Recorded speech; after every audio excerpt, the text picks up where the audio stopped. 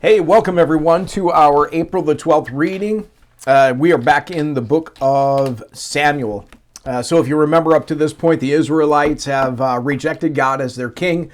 They've asked for another king, and so God gave them Saul. And so Saul has an opportunity to really to serve the Lord in this capacity. God makes the decision, even though he doesn't like their request. God gives it to them, warns them of what a king is going to do, but then says, hey, if you follow me, continue following me, I'm going to bless you. I'm going to make sure that I'm with you, but if you turn away from me, you turn to idols and all of the things that I've told you to stay away from, then my hand is going to be against you. And so again, we're seeing what happens with the kings as they teeter back and forth between good and bad. And so we're in the first king here. His name is Saul. We're actually jumping into 1 Chronicles 9, and then we'll go back over to 1 Samuel. Okay, 1 Chronicles 9 says Jael, the father of Gibeon, lived in the town of Gibeon. His wife's name was Maacah, and his oldest son was named Abdon. Jael's other sons were Zur, Kish, Baal, Ner, Nadab, Gedor, Ahio, Zechariah, and Mikloth. Mikloth was the father of Shemim. All these families lived near each other in Jerusalem. Ner was the father of Kish. Kish was the father of Saul. Saul was the father of Jonathan, Malchishua, Abinadab, and Eshbaal. 1 Samuel 13. Saul was 30 years old when he became king, and he reigned for 42 years. Saul selected 3,000 special troops from the army of Israel and sent the rest of the men home. He took 2,000 of the chosen men with him to Michmash and the hill country of Bethel. The other 1,000 went with Saul's son Jonathan to Gibeah in the land of Benjamin. Soon after this, Jonathan attacked and defeated the garrison of the Philistines at Geba. The news spread quickly among the Philistines, so Saul blew the ram's horn throughout the land, saying, Hebrews, hear this, rise up and revolt. All Israel heard the news that Saul had destroyed the Philistine garrison in Geba, and that the Philistines now hated the Israelites more than ever. So the entire Israelite army was summoned to join Saul at Gilgal. The Philistines mustered an army of 3,000 chariots, 6,000 charioteers, and as many warriors as the grains of sand on the seashore. They camped at Michmash, east of Beth-aven. There were no blacksmiths in the land of Israel in those days. The Philistines wouldn't allow them for fear they would make swords and spears for the Hebrews. So whenever the Israelites needed to sharpen their plowshares, picks, axes, or sickles, they had to take them to the Philistine blacksmith. The charges were as follows: a quarter an ounce of silver for sharpening a plowshare or a pick, and an eighth of an ounce for sharpening an axe, a sickle, or an ox goad. So on the day of the battle, none of the people of Israel had a sword or a spear except for Saul and Jonathan. The pass at Michmash had meanwhile been secured by a contingent of the Philistine army. The men of Israel saw what a tight spot they were in, and because they were hard pressed by the enemy, they tried to hide in caves, thickets, rocks, holes, and cisterns. Some of them crossed the Jordan River and escaped into the land of Gad and Gilead. Meanwhile, Saul stayed at Gilgal, and his men were trembling with fear. Saul waited there for 7 days for Samuel, as Samuel had instructed him earlier. But Samuel still didn't come. Saul realized that his troops were rapidly slipping away, so he demanded, bring me the burnt offering and the peace offerings, and Saul sacrificed the burnt offering himself. Just as Saul was finishing with the burnt offering, Samuel arrived. Saul went out to meet and welcome him, but Samuel said, what is this you've done? Saul replied, I saw my men scattering from me, and you didn't arrive when you said you would, and the Philistines are at Michmash ready for battle. So I said, the Philistines are ready to march against us at Gilgal, and I haven't even asked for the Lord's help. So I felt compelled to offer the burnt offering myself before you came. How foolish, Samuel exclaimed. You have not kept the command that the Lord your God gave you. Had you kept it, the Lord would have established your kingdom over Israel forever. But now your kingdom must end, for the Lord has sought out a man after his own heart. The Lord has already appointed him to be the leader of his people because you have not kept the Lord's command. So stop here for a moment. Think about this. Sometimes we take things into our own hands. We've got to be careful about that. Remember back to Gideon, one of the judges of Israel? God had him actually get rid of all of his soldiers, all the way down to 300. Just 300 going into a battle where they were outmanned, outgunned, but God gave him victory. Even right here, if Saul had said, you know what, these are people that are leaving, they're fearful, and he didn't like it, he should have waited for Samuel to be the one, because Samuel was the priest. Saul was not the priest. Saul could not do what Samuel does. God looked on that unfavorably. He saw that as rebellion. Saul stepping into a role that was not his, took things into his own hands. And so that's what Samuel's saying. You violated the commands of God just because of your own fear. And so that's what happens there with Saul. So this is the beginning of the end for Saul. Okay? Chapter 13, verse 15. Samuel then left Gilgal and went on his way, but the rest of the troops went with Saul to meet the army. They went up from Gilgal to Gibeah in the land of Benjamin. When Saul counted the men who were still with him, he found only 600 were left. Saul and Jonathan and the troops with them were staying at Gibeah in the land of Benjamin. The Philistines set up their camp at Michmash. 3 raiding parties soon left the camp of the Philistines. One went north toward Ophrah in the land of Shul. Another went west to Beth-horon, and the third moved toward the border above the valley of Zeboim near the wilderness. 1 Samuel 14. One day Jonathan said to his armor-bearer, "Come on, let's go over to where the Philistines have their outpost." But Jonathan did not tell his father what he was doing. Meanwhile, Saul and his 600 men were camped on the outskirts of Gibeah, around the pomegranate tree at Migron. Among Saul's men was Ahijah, the priest, who was wearing the ephod, the priestly vest. Ahijah was the son of Ichabod, Ichabod's brother Ahitub, son of Phinehas, son of Eli, the priest of the Lord, who had served at Shiloh. No one realized that Jonathan had left the Israelite camp. To reach the Philistine outpost, Jonathan had to go down between 2 rocky cliffs that were called Bozez and Sina. The cliff on the north was in front of Michmash, and the one on the south was in front of Gibeah.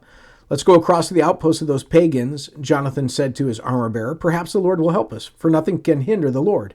He can win a battle whether he has many warriors or only a few." That's good. Jonathan knows. "Do what you think is best," the armor-bearer replied. "I'm with you completely, whatever you decide." "All right, then," Jonathan told him. "We will cross over and let them see us. If they say to us, 'Stay where you are, or we'll kill you,' then we'll stop and not go up to them. But if they say, 'Come on up and fight,' then we'll go up. That will be the Lord's sign that he will help us defeat them." When the Philistines saw them coming, they shouted, "Look, the Hebrews are crawling out of their holes."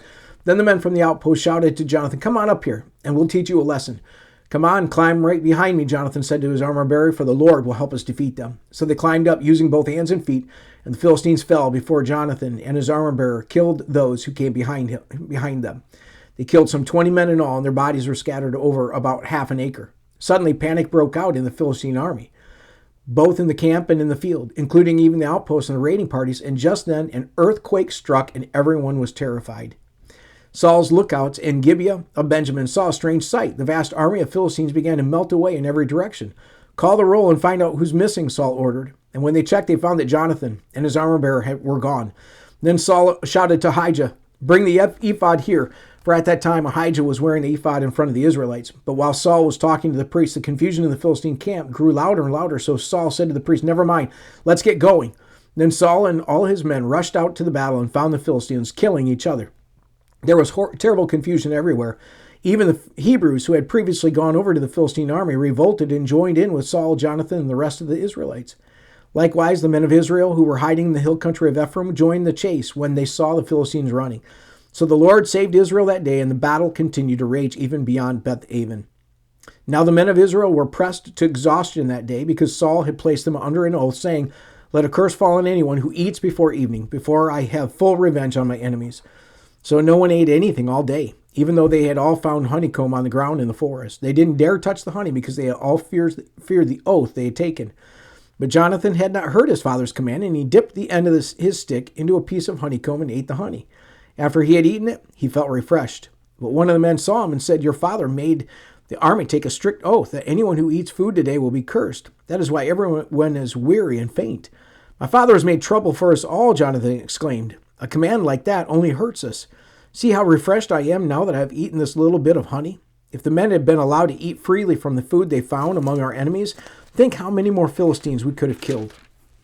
They chased and killed the Philistines all day, from Michmash to Ajalon, growing more and more faint. That evening they rushed for the battle, plunder, and butchered the sheep, goats, cattle, and calves, but they ate them without draining the blood. Someone reported to Saul, "Look, the men are sinning against the Lord by eating meat that still has blood in it." "That is very wrong," the Saul said. "Find a large stone and roll it over here. Then go out among the troops and tell them, 'Bring the cattle, sheep, and goats here to me. Kill them here and drain the blood before you eat them. Do not sin against the Lord by eating meat with the blood still in it." So that night all the troops brought their animals and slaughtered them there. Then Saul built an altar to the Lord. It was the first of all the altars he built to the Lord. Then Saul said, "Let's chase the Philistines all night and plunder them until sunrise. Let's destroy every last one of them." His men replied, "We'll do whatever you think best." But the priest said, "Let's ask God first." So Saul asked God, "Where should we go after the Philistines? Will you help us defeat them?" But God made no reply that day. Then Saul said to the leaders, "Something's wrong. I want all my army commanders to come here. We must find out what sin is committed today. I vowed by the name of the Lord who rescued Israel that the sinner will surely die, even if it is my own son Jonathan." But no one would tell him what the trouble was. Then Saul said, "Jonathan and I will stand over here, and all you stand over there." And the people responded to Saul, "Whatever you think is best." Then Saul prayed, "O Lord, God of Israel, please show us who is guilty and who is innocent." Then they cast sacred lots, and Jonathan and Saul were chosen as the guilty ones, and the people were declared innocent. Then Saul said, "Now cast lots again and choose between me and Jonathan." And Jonathan was shown to be the guilty one. "Tell me what you have done," Saul demanded Jonathan. "I tasted a little honey," Jonathan admitted. "It was only a little bit on the end of my stick. Does that deserve death?" "Yes, Jonathan," Saul said. "You must die. May God strike me and even kill me if you did not die for this." But the people broke in and said to Saul, "Jonathan has won this great victory for Israel. Should he die? Far from it. As surely as the Lord lives, not one hair on his head will be touched. For God helped him do a great deed today." So the people rescued Jonathan, and he was not put to death. Then Saul called back the army from chasing the Philistines, and the Philistines returned home.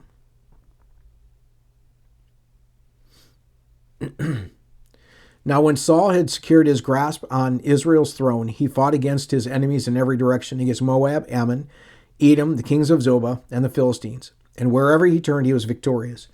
He performed great deeds and conquered the Amalekites, saving Israel from all those who had plundered them.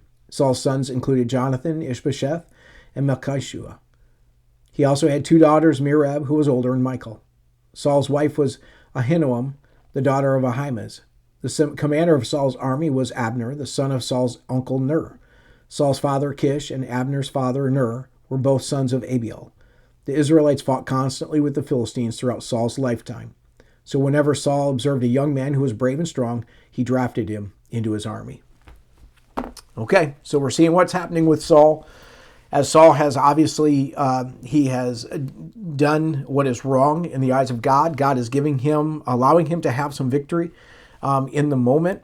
And we'll see what happens next with Saul and the Israelites. But always remember, it's a good thing to ponder and remember, even in fear, we got to make sure that we do not sin against God. Fear causes a lot of things, a lot of us to do things that we shouldn't do. And Saul, he sins against God. He does what he's not supposed to do. And Samuel tells him, this is going to be the end of your, this is going to cost you your kingdom. If you had just been one of those kings who obeyed God, no matter what. And that's the thing that we can remember. Obey God, right? No matter what, obey God. And when we obey God, God will be faithful to hold His end of the deal up. All right. So ponder today what obedience you might be inclined to forsake because of fear. What things might you do or not do because you're afraid? There's a lot. But God calls us to be faithful to Him. All right. Well, hope you have a great day. I'll see you back here tomorrow.